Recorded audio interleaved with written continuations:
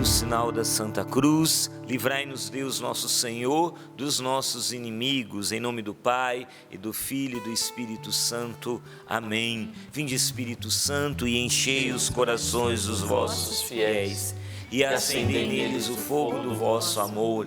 Enviai o vosso Espírito, e tudo será criado, e renovareis a face da terra. Oremos, ó Deus, que instruíste os corações dos vossos fiéis, com a luz do Espírito Santo, fazei que apreciemos retamente todas as coisas, segundo o mesmo Espírito, e gozemos sempre da sua consolação, por Cristo Senhor nosso. Amém. Josué capítulo 24, a partir do versículo 14. Agora, pois, temei ao Senhor, e serviu de coração íntegro e sincero. Lançai fora os deuses a quem vossos pais serviram do outro lado do rio Eufrates e no Egito, e servi ao Senhor. Contudo, se vos desagrada servir ao Senhor, escolhei hoje a quem quereis servir, se aos deuses a quem vossos pais serviram no outro lado do rio, ou aos deuses dos amorreus, em cuja terra habitais. Quanto a mim e a minha família, nós serviremos ao Senhor. O povo respondeu: longe de nós abandonarmos o Senhor para servir a deuses alheios, pois o Senhor nosso Deus foi quem nos tirou, a nós e a nossos pais, da terra do Egito, da casa da escravidão.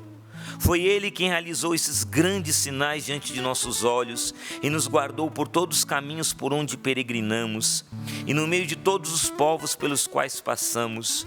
O Senhor expulsou diante de nós todas as nações, especialmente os amorreus que habitavam a terra em que entramos. Portanto, nós também serviremos ao Senhor, porque Ele é nosso Deus. Então Josué disse ao povo: não podeis servir ao Senhor, pois Ele é um Deus santo, um Deus ciumento, que não suportará vossas transgressões e pecados. Se abandonardes o Senhor e servirdes a deuses estranhos, Ele se voltará contra vós, e depois de vos ter tratado tão bem, vos tratará mal e vos aniquilará. O povo, porém, respondeu a Josué: não, é ao Senhor que serviremos. Josué, então, disse ao povo: sois testemunhas contra vós mesmos de que escolhestes o Senhor para servi-lo? Eles responderam: sim, somos testemunhas. Sendo assim, disse Josué: tirai do meio de vós os deuses estranhos e inclinai os vossos corações para o Senhor Deus de Israel. O povo disse a Josué: serviremos ao Senhor nosso Deus e obedeceremos a sua voz. Naquele dia, Josué fez uma aliança para o povo e lhe propôs em Siquém lei e decreto. Josué escreveu essas palavras no livro da lei de Deus. A seguir, tomou uma grande pedra e ergueu ali, debaixo do carvalho do santuário do Senhor. Então Josué disse a todo o povo: eis que esta pedra servirá de testemunha contra nós, pois ela ouviu todas as palavras que o Senhor nos falou, e ela será testemunha contra vós, para que depois não renegueis vosso Deus. Em seguida, Josué despediu o povo, cada um para a sua herança. Palavra do Senhor, graças a Deus. Eu fiz questão de ler todo esse trecho para que você entenda aqui. Quando a gente lê esse trecho, a gente fica muito nesse versículo, né? O finalzinho do versículo 15: quanto a mim e a minha família, eu e minha casa serviremos ao Senhor. É o que salta aos nossos olhos quando a gente lê essa passagem, é exatamente este versículo: quanto a mim e a minha família, nós serviremos ao Senhor. Mas precisamos entender que Josué vai falar isso porque ele foi vivendo um processo muito bonito. Você vai ver esse Josué do capítulo 24 e você vai perceber que é um Josué que passou por um grande processo de amadurecimento, um caminho de maturidade. Deus foi forjando, Deus foi formando, Deus foi lapidando Josué. No final ali do livro do Deuteronômio, Moisés, antes de morrer, chama Josué e diz para ele: Josué, seja forte e corajoso, você que vai entrar com esse povo aí na terra prometida. Não vai ser eu, é você vai me suceder e você vai entrar com este povo na terra prometida. E no começo do livro de Josué, logo no capítulo 1, aí é o próprio Deus que fala a Josué as mesmas palavras, dizendo: olha, Moisés meu servo morreu, agora você que vai levar esta multidão, este povo imenso, a entrar na terra prometida. Ser forte e corajoso. E Josué, diante dessas palavras, seja forte e corajoso, ele foi vivendo todo esse processo. Ao ingressar na terra prometida, já era uma terra ocupada por povos pagãos, nações pagãs ali, e o povo de Israel teve que ir ocupando aquele território, vencendo, dominando, conquistando aquele território. Uma passagem bem conhecida é aquela do cerco de Jericó, onde as muralhas de Jericó caem. Josué teve que colocar toda a sua fé em Deus, todo o seu abandono em Deus, indo à frente daquele povo. Ele viu, ele presenciou Deus realizando milagres, prodígios, grandes feitos em favor de seu povo, para daí conquistar a terra que Deus havia prometido, a terra que mana leite e mel. Então Josué foi sendo preparado para isso, e Deus falou com ele: seja forte e corajoso. Traduzindo do original, Hazak Vehemat. O que significa Hazak Vehemat? Significa forte e corajoso. E a gente precisa entender que para o judeu, força e coragem não é a mesma coisa. Às vezes a gente mistura e fala, tudo é a mesma coisa, ser forte e corajoso. Para o judeu, força e coragem não é a mesma coisa. A gente precisa entender que esse Hazak Vehemat tem um significado, seja forte e corajoso. O que é a força para o judeu? A força é a capacidade. Deus dá a capacidade. Por exemplo, estou com esse copo de água aqui, eu consigo levantar este copo de água, eu tenho a capacidade, a força, né? Como diz naquele desenho, né? Eu tenho a força, então eu tenho a força de levantar este copo de água. Ou seja, eu sou capaz de levantar esse copo de água. Isso é força. E o que é a coragem? Não adianta eu ficar olhando para esse copo de água, eu sei que eu tenho a força, eu tenho a capacidade, só que esse copo não vai levantar sozinho. Se eu ficar olhando para o copo e dizendo, copinho levanta, copinho levanta, copinho levanta, ele não vai sair do lugar. O que eu preciso fazer? Esticar meu braço, segurar o copo e levantar. Ou seja, eu tenho que ter a disposição. Coragem é isso. Hazak Vehemat, ou seja, tem a capacidade, tem a disposição. Não basta só ter a capacidade. Se eu tenho a força, eu tenho a capacidade, mas eu não tenho disposição, não adianta nada. Eu preciso ter a disposição, ou seja, a coragem de fazer aquilo que precisa ser feito. Entende? Então, Deus vai formar Josué exatamente nisso, na força e na coragem, dando-lhe capacidade e incutindo em seu coração disposição para fazer aquilo que precisa ser feito. O que precisa ser feito? Conduzir o povo à terra prometida, a terra que mana leite e mel.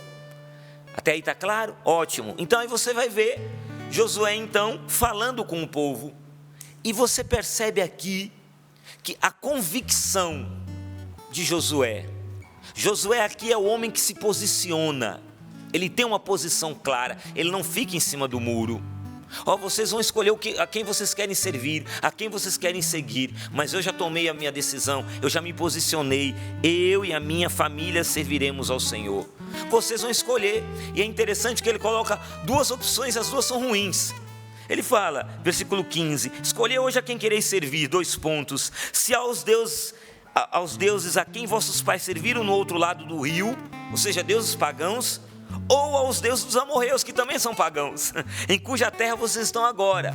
Ou seja, ele coloca paganismo dos dois lados, dizendo, você escolhe os pagãos do outro lado do rio, os deuses pagãos do lado de lá, vocês vivam a idolatria do outro lado do rio, ou vivam a idolatria do lado de cá, onde vocês estão agora com os pés. Qual idolatria vocês vão escolher? Aí o povo fica ali, mas eu tenho que escolher duas coisas ruins. Ele falou, não, tem uma opção maravilhosa, que foi a que eu escolhi com a minha família, Deus. Essa é a escolha certa. Vocês, eu não sei o que vocês vão escolher. Se vocês querem seguir por esse caminho da idolatria, vocês vão responder por isso. Mas eu, Josué, com a minha casa, serviremos ao Senhor. Ele se posiciona. E não somente se posiciona, ele vai então dizer ao povo, e vocês vão escolher? Aí o povo já responde, longe de nós abandonarmos o Senhor para servir a deuses alheios. E aí o povo começa a falar, foi o Senhor que nos tirou da terra do Egito, da casa da escravidão, e parará, arará. E o povo faz aquele comentário todo, nós também serviremos ao Senhor porque Ele é nosso Deus. Josué poderia ter aplaudido o povo e falar, é isso, muito bem, parabéns pela decisão de vocês. Josué não faz isso. O que ele faz? Não podeis servir ao Senhor, pois Ele é um Deus santo, um Deus ciumento, que não suportará vossas transgressões e pecados. Josué está como que encostando o povo na parede, dizendo: vocês estão prestando atenção no compromisso de vocês? Vocês realmente estão entendendo a quem vocês estão escolhendo? Vocês não estão escolhendo os deuses pagãos do outro lado do rio ou da terra dos amorreus. Vocês estão escolhendo servir aquele que é santo, aquele que vos ama com amor único, exclusivo, um amor até ciumento. E esse Deus não vai suportar vossas transgressões e pecados. É muito sério. E ele insiste, e ele ainda fala, né? Não, o povo responde: é ao Senhor que serviremos. Josué, versículo 22, Josué então disse ao povo: sois testemunhas contra vós mesmos, de que escolhestes o Senhor para servi-lo. É quase que um inquérito, gente. Isso aqui aconteceu, só faltou colocar a luzinha no rosto do povo e perguntou aquele inquérito policial, né? Está encostando na parede, Josué está encostando o povo na parede. É algo fantástico. O que Josué está falando assim, não é no oba-oba. Vocês não vão seguir o Senhor no oba-oba. Vocês não vão escolher o Senhor no oba-oba. O que vocês estão escolhendo é algo muito sério. Aqui, Josué está falando de algo muito bonito. Ele está falando de compromisso. Vocês vão assumir um compromisso com Deus. Nós na Canção Nova entendemos bem isso, porque nós temos o 2 de fevereiro, o dia do nosso compromisso, o dia que a gente pega aquela folhinha branca, levanta a folhinha branca e diz, né? Assim me comprometo com a graça de Deus e auxílio de Maria, mãe da Canção Nova. Aê! Aí levanta o papel e todo mundo aplaude, chora e abraça. Aí vem a música, lá, lá, lá, ya, lá, lá, ya. Depois do dia 2 de fevereiro vem o dia 3. E no dia 3 o Senhor está dizendo, então, aquilo que você disse lá, Canção Nova, no dia 2, está acontecendo agora. E aí, qual que é a tua resposta? Depois do dia 3 vem o dia 4, depois do dia 4 vem o dia 5, depois do dia 5, e aí por diante. Temos um ano inteiro para fazer valer o 2 de fevereiro.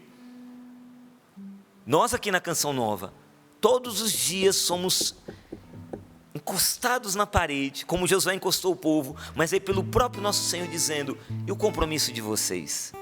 Aquilo que vocês disseram no 2 de fevereiro, porque Deus nos leva muito a sério. E falando de compromisso, nosso Pai Fundador então, que vai nos ensinar aqui nos nossos documentos, escritos internos, aqui no documento, ele vai falar aqui, no 419 dos nossos documentos, veja que forte isso que o Padre Jonas fala. A Canção Nova é chamada por Deus a viver a santidade do dia a dia, santidade dos atos normais da vida. Por isso, ela tem como prioridade, a prioridade da Canção Nova. Isso Padre Jonas nos ensinou. Qual é a prioridade da Canção Nova? A prioridade da Canção Nova é viver e comunicar a prevalência de Deus. Palavra difícil, né? Prevalência de Deus. O que é que significa? Padre Jonas explica. Deus em primeiro lugar. Sempre em tudo na nossa vida, Deus em primeiro lugar. Imagina um pódio, como essas corridas de Fórmula 1, né? Ou nas Olimpíadas, aí o primeiro lugar, a medalha de ouro, tem que ser para Jesus. Jesus não aceita medalha de prata nem de bronze. Quarto lugar, nem pensar. Quinto então, é primeiro, é ali no ponto mais alto do pódio, ali no mais alto. Deus em primeiro lugar, sempre em tudo na nossa vida. E ele continua, somos chamados antes de tudo a nos tornarmos homens e mulheres de Deus. Em tudo o que realizamos e fazemos, levamos os traços do que somos. Josué é o homem de Deus, o homem que se posicionou, que não ficou em cima do muro. Já contei essa historinha num outro Sorrindo para a Vida, mas vale a pena relembrar. Tinha um jovem que estava ali caminhando pelo muro, e de um lado do muro ele via o céu, os anjos de Deus, Nossa Senhora, Jesus, os anjos, os santos, São João Bosco, né? Santo Antônio, Santo da Sua Devoção estava lá, de um lado do muro, e todo mundo chamando esse jovem, pula para cá, aqui está bom demais, vem para cá, fica com a gente, fica do lado do céu, fica do lado do reino, vem para cá, pula aqui. E o céu insistindo com o jovem olhando ali, em cima do muro, ele olha para o outro lado e está lá, o inimigo, está o capeta ali com todos os demônios, e tudo em silêncio olhando ali. E o rapaz em cima do muro fala assim, diz assim, e aí, vocês não vão me chamar para ir para esse lado de cá? Porque o céu está me chamando para vir aí para o lado deles. E vocês não vão ficar me tentando aqui, me seduzindo para ir para o lado de cá? E o diabo deu aquele sorrisinho matério, ele falou, não, está tranquilo, a gente vai insistir com você não. Por que vocês não vão insistir? Falou, é porque o muro é nosso. O muro é nosso. Então quando você fica em cima do muro, não dá para ficar em cima do muro, está entendendo? A gente faz o jogo do inimigo quando fica em cima do muro. Tem que se posicionar. E Padre Jonas vai dizer aqui, somos homens e mulheres de Deus. E um homem e uma mulher de Deus, ele toma decisões sérias, ele tem compromisso. Em primeiro lugar com o Senhor, seu Deus. Você viu que a passagem, o versículo 14 começa: agora, pois, temei o Senhor e serviu de coração íntegro e sincero. Qual é o oposto do íntegro e do sincero? O íntegro tem a ver com inteireza, ser inteiro. É um coração sem divisão, um coração indiviso. O oposto do coração íntegro é o coração dividido. Esse pedacinho é de Deus, esse pedacinho é para o dinheiro, esse pedacinho é para o sexo, esse pedacinho é para o vício. E esse pedacinho eu dou para Deus. Deus não quer um coração dividido. Deus não quer migalhas. Deus não quer cacos.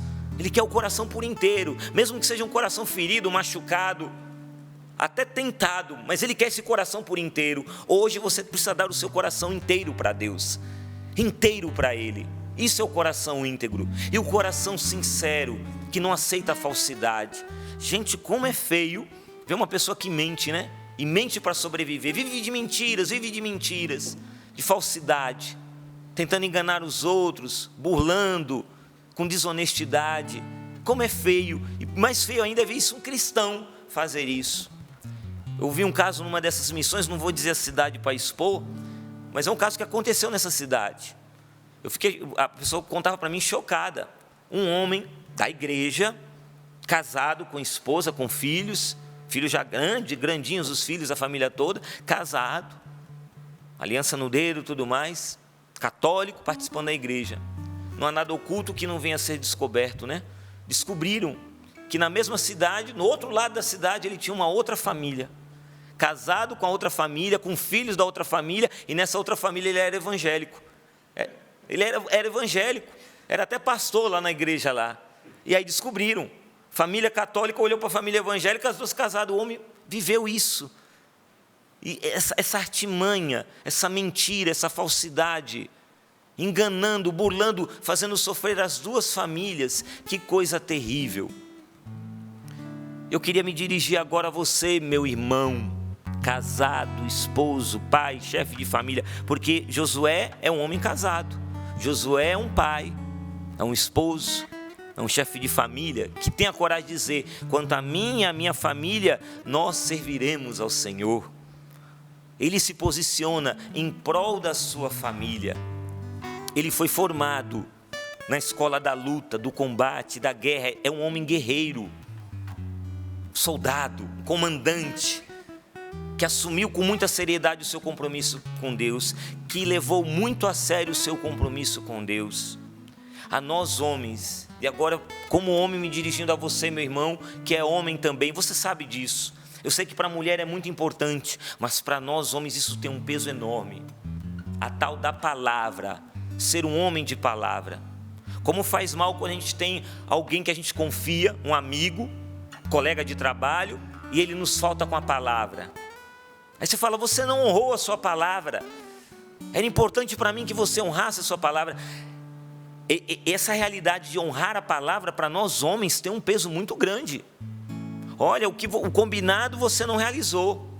E a gente fica triste, o homem fica decepcionado, frustrado, quando aquele outro homem mentiu, enganou, zombou, faltou com a palavra. Para o homem há um peso muito grande isso. Ser leal nas palavras. O que você falou, você precisa cumprir. O homem de verdade, ele faz questão de cumprir com a sua palavra, de honrar com seus compromissos. O homem maduro, o homem que se posiciona, ele faz questão. Aquilo com o qual eu me comprometi, eu vou assumir até o fim. Às vezes as pessoas até não entendem, principalmente as esposas não entendem, né? Às vezes fala: mas por que você assumiu esse compromisso com aquele seu amigo? Você tinha que estar aqui em casa agora, tal, não sei o quê. Aí o rapaz fala, o marido fala: não, mulher, mas é porque eu assumi o compromisso. E ele vai ficando inquieto. O marido fica inquieto porque ele assumiu uma palavra. E ele precisa honrar com o compromisso dele. Às vezes as esposas não entendem, né? E fica cobrando ali. E o marido fala: não, mas eu assumi, eu preciso ir. E quando ele fala que ele precisa ir, ele vai mesmo. Não é porque ele é teimoso que nem uma mula, não é nada disso. É porque para o homem, esse assumir, honrar com compromisso, é muito forte. Por isso que um homem, quando está no desemprego, é muito doloroso. A mulher também sofre com desemprego, eu sei, mas um homem, quando está desempregado, é algo terrível. Por quê? Porque ele sabe que ele tem compromissos com a sua família, e ele precisa honrar com esses compromissos, e para um homem é muito difícil isso. A palavra tem peso, e como é difícil isso para nós homens. E aí o que é que o demônio faz? Ele começa a manipular o homem, o coração do homem, ele começa a mexer, a brincar com o coração do homem, para fazer com que o homem não assuma mais os seus compromissos. Eu e a minha esposa Roseni, nesse ano de 2025, graças a Deus, fomos em muitas missões para famílias, para casais. E uma dor muito grande no coração das esposas, das mulheres, é quando os seus esposos, seus maridos, não agem como homens casados, agem como homens solteiros. Tem aliança no dedo, mas continuam querendo agir como no tempo de solteiro. Pensam como solteiro, agem como solteiro, ficam se comportando ali como solteiro, não assumem os compromissos e responsabilidades, ainda dizem: minha mulher é chata porque ela só me cobra. Mas ela está cobrando por quê? Porque você tinha que ter a postura de homem casado e não mais a postura de solteiro. Você casou. Então você, meu querido irmão casado, homem, não sei se alguém já teve um padrinho aí de casamento, alguém já te explicou isso, falou isso, mas deixa eu falar para você com todo amor e carinho: você casou, abençoado. Não dá mais para ficar vivendo como solteiro. Você tem responsabilidades com a sua família, com os seus filhos. Não dá para ficar fugindo atrás do balcão de um bar. Não dá para ficar se escondendo lá na noitada no motel. Não dá para ficar se escondendo atrás de desculpas e não assumir as responsabilidades. E não se trata de cobrança, não se trata de fardo, não se trata de sofrimento, porque, desculpa falar, gente, tem muitas pessoas que tratam o casamento como um sofrimento. Até se faz piada hoje no mundo: você casou e você amarrou seu burro embaixo da sombra e que sofrimento. O mundo trata assim: casou é sofrimento. Por isso que não, vamos juntar hoje, vamos juntar aqui nossos panos aqui, vamos juntar e vamos ficar morando na mesma casa. Vamos nos ajuntar aqui. Não, casar não, porque casar é um compromisso muito sério. Aí vai que não dá certo, então não vamos. O mundo ensina isso. As pessoas não querem casar na igreja, não querem assumir um compromisso que é definitivo, porque querem continuar nisso. Vamos ver se vai dar certo. É para isso que existe o namoro. O namoro e noivado existe para isso, para ir descobrindo a outra pessoa. E você, ao descobrir essa outra pessoa, você vai vendo: eu vou viver esse compromisso definitivo com esta pessoa, é esta pessoa com a qual eu quero me doar para o resto da minha vida, até que a morte nos separe, na alegria e na tristeza, na saúde e na doença. Porque quando a gente fala na alegria e na tristeza, a gente imagina só o que acontece ao redor. Sou fiel na alegria, nasceu mais um filho, ganhei um emprego, ganhei um aumento de salário, uma promoção, que coisa feliz. Tristeza, perdi alguém, morreu alguém na família, aconteceu uma situação de doença. Isso é tristeza, mas a tristeza não é somente o que acontece ao redor. A tristeza também pode ser a tristeza que o outro nos causa. A tristeza que o marido traz para a esposa e que a esposa traz para o marido. E aí qual vai ser a resposta? Vou embora para a casa da mamãe? Não.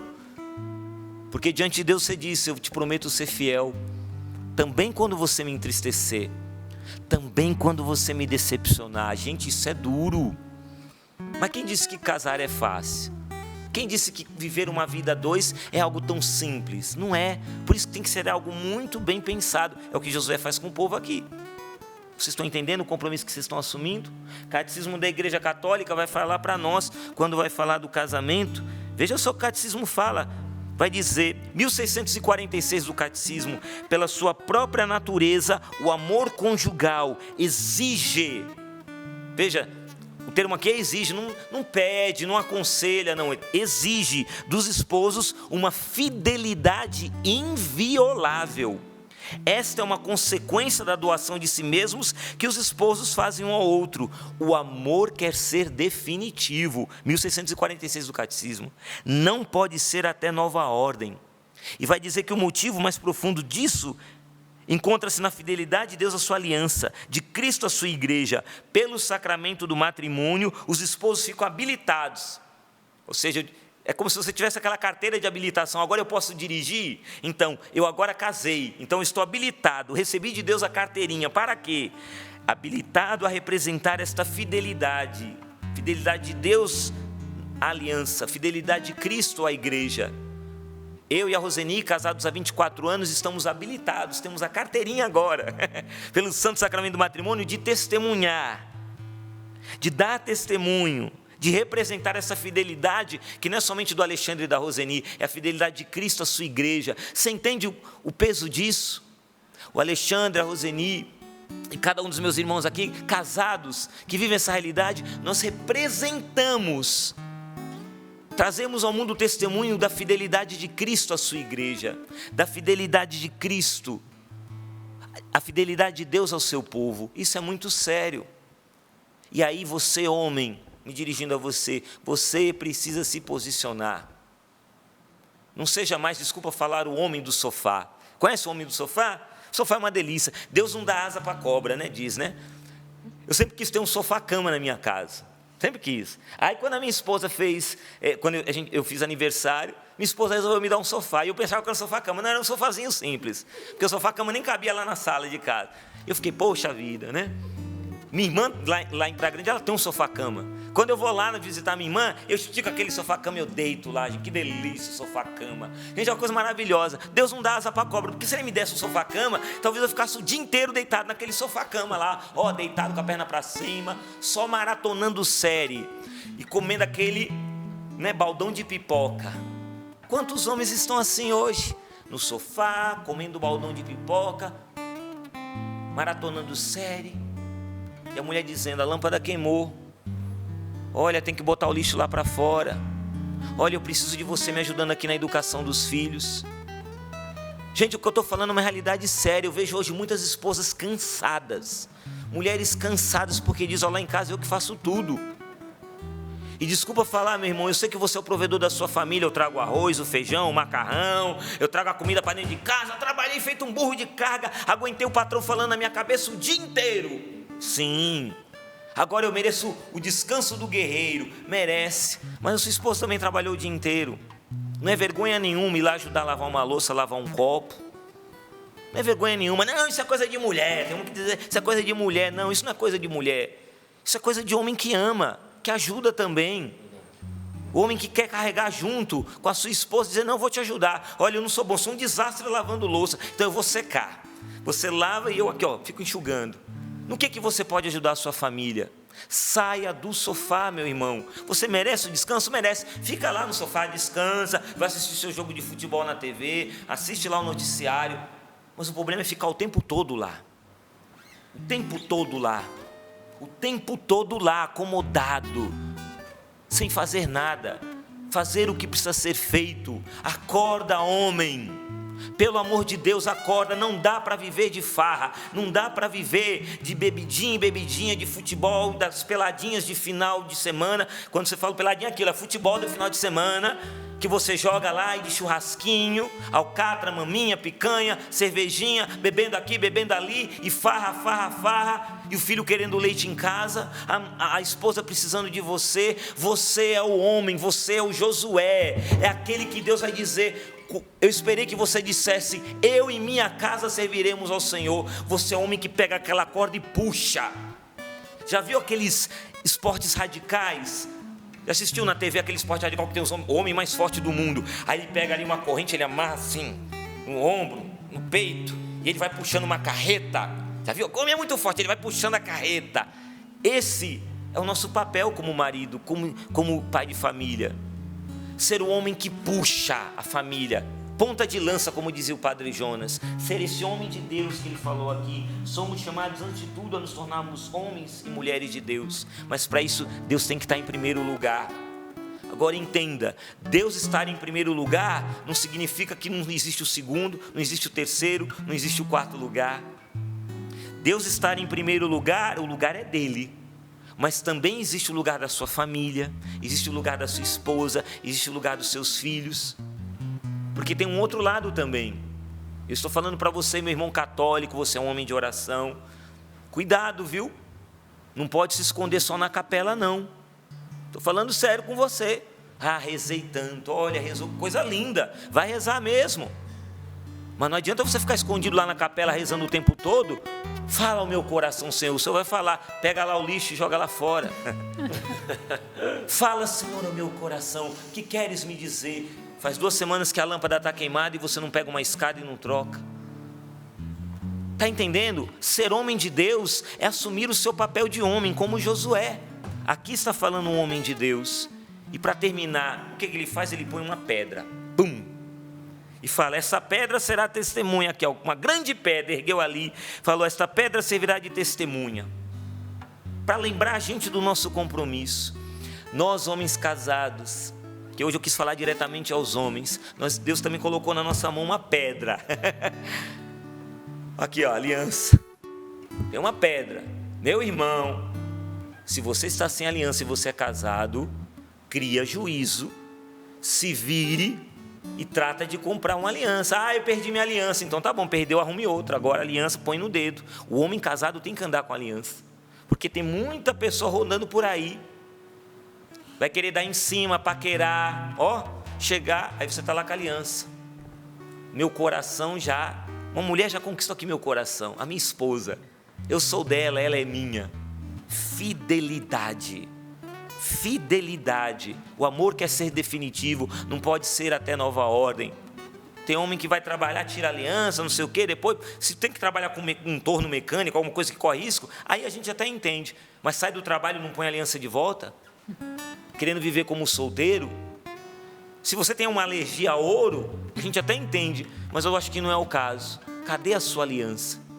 Deus colocou aqui uma pedra para lembrar o povo, essa pedra vai lembrar vocês, porque não adianta o José falando, eu sei testemunho, porque eu vou morrer, vou virar cinza, vocês não vão me ver mais, mas eu vou deixar essa pedra aqui, porque essa pedra vai continuar, eu vou morrer, essa pedra vai ficar, e toda vez que vocês verem nessa pedra, vocês vão lembrar, eu assumi um compromisso com Deus, eu falei que nós também serviremos ao Senhor, porque Ele é nosso Deus. A pedra está aí para lembrar você, a aliança está no seu dedo, na mão esquerda, para te lembrar, eu sou um homem casado, não posso mais ficar querendo viver como solteiro. Deus quer me levar a amadurecer ante as dificuldades da vida. Deus é fiel comigo sempre, mesmo quando eu lhe sou muitas vezes infiel, eu preciso continuar sendo fiel a Deus, ao meu compromisso e à família que Ele me confiou. Eu preciso continuar sendo fiel. Cada vez que você olhar para essa aliança, você vai lembrar disso. Cada vez que eu olho para essa aliança, eu lembro da Roseni. E eu lembro também que eu não estou pronto, não sou perfeito não. Eu quero, para já ir terminando, eu quero ler algo que Deus fala para nós aqui. Hoje a historinha vai ser algo que Deus fala para nós. Fidelidade de Deus, que Deus é fiel. Mas eu queria ler nesse livro que eu e minha esposa escrevemos, já faz 2 anos. Reconciliação, cansa, mas santifica. Por que esse nome? Cansa. Porque perdoar 70 vezes 7 é algo exigente. E a gente se depara com muitas pessoas que dizem, eu estou cansado de perdoar, ele não muda. Estou cansado, ela não muda. Estou cansado, cansa. Mas tem que perdoar. Tem que continuar perdoando, porque você vai ser santificado, você, minha santa, vai ser santificada pelo perdão que você dá. O perdão santifica sobretudo aquele que oferece, que dá perdão. Então, dê perdão, perdoe, mesmo com um bico assim, eu quero esganar, mas ofereça o perdão, dá uma chance de recomeçar. Você vai se tornar mais santo, mais santa com isso. O mundo vai dizer que você se torna trouxa, o mundo vai dizer que você se torna bobo. Você é bobo de perdoar essa pessoa, você é trouxa de perdoar essa pessoa, mas o céu não diz isso não. O céu diz, continue perdoando 70 vezes 7, porque assim você vai ganhar o céu. Não é fácil, eu não disse até agora que era fácil, é para os fortes, é para aqueles que assumem o compromisso até o fim. E aqui a minha esposa vai escrever, página aqui 38 do livro, o Alexandre do Sorrindo para a Vida, ele vive rindo, olha lá, tem tocinho, né? Vive rindo, olha lá, que beleza de homem, eu queria ter um marido como esse, olha que a Roseni é uma mulher muito feliz, realizada porque tem um homem maravilhoso como esse, um santinho. O Alexandre não sorri para a vida para sempre não, minha gente. Ela conhece o meu lado também, meu lado de homem velho, fraco, limitado, e eu já fiz minha esposa chorar, como um cavalo dando coice, machucando ela. E ela escreve isso no livro. Uma coisa que afeta muito a mulher e arrebenta com o nosso coração de mulher é o marido não pedir perdão. Eu já fui duro de coração, de não pedir perdão, ver minha mulher chorando, sofrendo, e eu não pedi perdão. Fui imaturo, não me posicionei como Josué. Estou falando de mim. E é ele errar e achar que fazemos uma tempestade num copo d'água. Não, mulher, isso aqui é frescura, você está chorando de besteira. Aí a Roseni escreve: nossa, mas isso é algo tão pequeno. Pois é pequeno, mas me feriu, me magoou. Então o que resolve? Digo agora para os homens, a Roseni falando para os homens: resolve pedir desculpas, dar um beijinho, uma pequena flor. No nosso caso, encontrei muita dificuldade com Alexandre nessa área. Foi passo a passo, lentamente nesses anos, que o pedido de desculpas ou o pedido de perdão passou a sair como sai hoje, de maneira mais rápida e realmente com palavras. Mas nesse processo também fui descobrindo como ele se desculpava. Eu não conseguia chegar para a Roseni nos primeiros anos de casado e dizer: me perdoe, meu amor, eu falhei, me desculpe. Eu não conseguia, mas Deus me inspirou um jeito. E ela diz aqui: ele não conseguia usar as palavras. Então o que o Alexandre fazia? Ele escrevia uma carta e ali se desculpava. Deixava um bilhete com uma flor, depois de ver que eu não voltava ao normal, pois estava realmente ferida. Comprava um chocolate, algo de que eu gostava muito. Por vezes eu ficava mais brava, porque eu pensava: não adianta comprar o chocolate, eu quero é que ele me peça desculpas. Porém, neste tempo lento, mas constante, de aprender a lidar com os conflitos e na decisão do por hoje eu não vou brigar, eu aprendi a ler seus pedidos de desculpa. E ele, por outro lado, aprendeu a realmente chegar para mim e dizer: meu amor, me perdoe, me desculpe, eu não devia ter feito isso ou falado aquilo. Ela coloca aqui entre parênteses: que vitória! É possível, não é de uma hora para outra que aprendemos a lidar com os conflitos, é uma vida inteira aprendendo. O que não podemos é nos cansar e desistir. Está vendo o sofá aí? Sofá-cama? Cansei, desisti, não vou mais lutar pelo casamento. O primeiro e importante passo, ela conclui dizendo, é sempre se reconciliar com o seu cônjuge. Então você, meu irmão, já que essa reflexão foi sobretudo para você, meu querido irmão casado, hoje é o dia, não deixa para amanhã não. Se você entristeceu sua esposa, vai atrás dela, peça perdão. Se não consegue pedir perdão como o Alexandre não conseguia, manda um bilhetinho, uma carta, compra um bombom, faz algum jeito, Deus vai te inspirar. Mas saia do sofá, posicione-se, porque você assumiu um compromisso diante de Deus. E Deus leva muito a sério os nossos compromissos. E nós também precisamos levar muito a sério os compromissos que assumimos com Deus e com a nossa família.